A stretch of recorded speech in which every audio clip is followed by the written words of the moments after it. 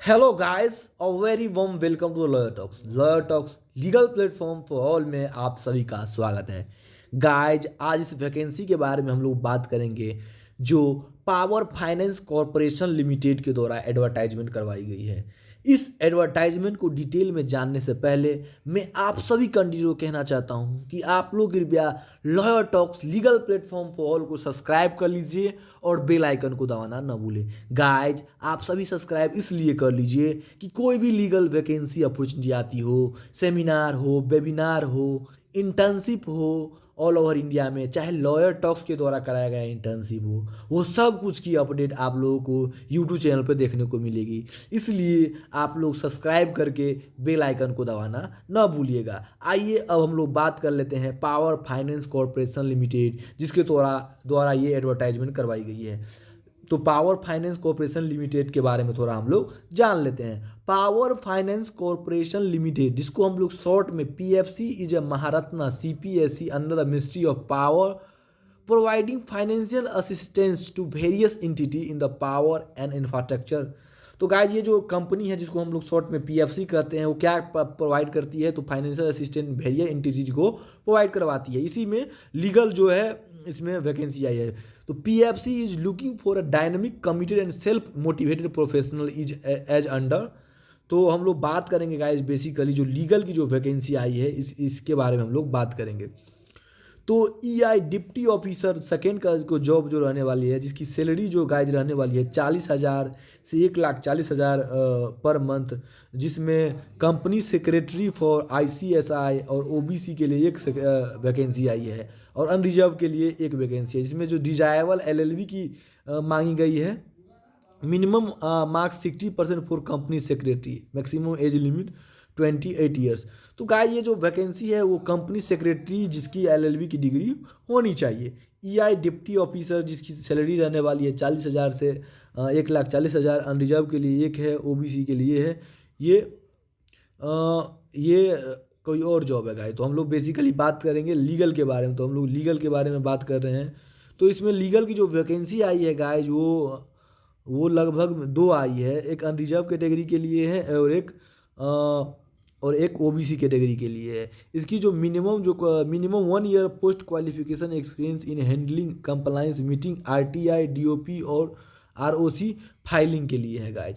अब आते हैं हम लोग ईआई डिप्टी ऑफिसर के लिए गाइज जिसमें अनरिजर्व कैटेगरी के लिए 2 वैकेंसी है और एससी के लिए 1 वैकेंसी है। तो टोटल 3 और 2 इधर 5 वैकेंसी है गाइज। इसमें एलएलबी की 3 ईयर या 5 ईयर की डिग्री होनी चाहिए और मिनिमम जो मार्क होना चाहिए वो 60% है गाइज रहने वाली है। और मैक्सिमम एज लिमिट जो रहने वाली है 28 ईयर रहने वाली है गाइज। तो उसमें जो अगले वैकेंसी की में जिसमें 2 वैकेंसी गाइज दी गई है, इसमें हम लोग बात कर लेते हैं। इसमें कंपनी सेक्रेटरी फ्रॉम आईसीएसआई होना चाहिए, फिर एलएलबी डिग्री इसमें होना चाहिए गाइज। वो इसमें जो है ये जो वैकेंसी आई है इसमें आप सभी लोग मतलब जो एलएलबी की डिग्री है वो अप्लाई कर सकते हैं। मिनिमम 1 ईयर पोस्ट क्वालिफिकेशन उनकी होनी चाहिए, एक्सपीरियंस कन्वेंसिंग और drafting of financing and security documents guarantees and contract land corporate due diligence company laws. तो जितने भी लॉ रिलेटेड काम होते हैं वो सारफेसाई में करने को मिलेगा।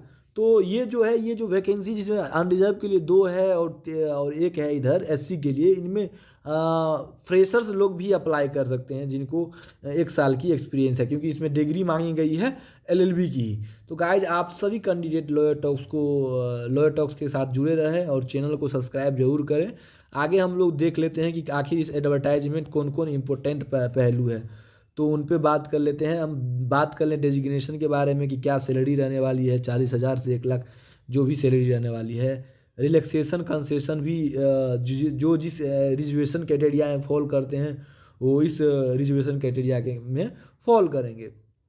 अब हम एलएलबी और 5 ईयर इंटीग्रेटेड जो कोर्स है 1 आर्म 1 लेग ये आर्म वो सब के बारे में बात किया गया है गाइज। जनरल कंडीशन जो है ये है qualifications should be from university institution recognise and approve by वही यूजीसी के साथ जो भी सीए आईसी जो है उनके साथ अप्रूव होनी चाहिए। नेम ऑफ इंस्टीट्यूट हो ये है, एलिजिबल एनआरआई फिंग जो सब कुछ इसमें मेंशन कर दिया गया है कहाँ कहाँ से आप लोग national law university Bengaluru, NLU Delhi, NALSAR, इसमें तो प्रॉपर यूनिवर्सिटी का नाम भी मेंशन कर दिया गया है। तो जितने भी स्टूडेंट है गाइज इसके लिए एलिजिबल है वो इस फॉर्म को ज़रूर फिलअप करेंगे। लास्ट डेट ऑफ जो अप्लीकेशन रहने वाली है गाइज वो रहने वाली है applications lacking supporting of documents incomplete data receive late will be summarily rejected। तो अकॉर्डिंग टू डेट होना चाहिए guys. All computation of age, minimum experience, required qualification etcetera shall be done 13 February 2025। Last date receiving application 13 February 2025 इसका last date है guys. तो जितने भी candidate है इस फॉर्म को ज़रूर फिलअप कर लीजिए, बहुत ही अच्छा अपॉर्चुनिटी है। अब हम लोग देख लेते हैं कि आखिर इस फॉर्म को अप्लाई कैसे करेंगे। How to apply.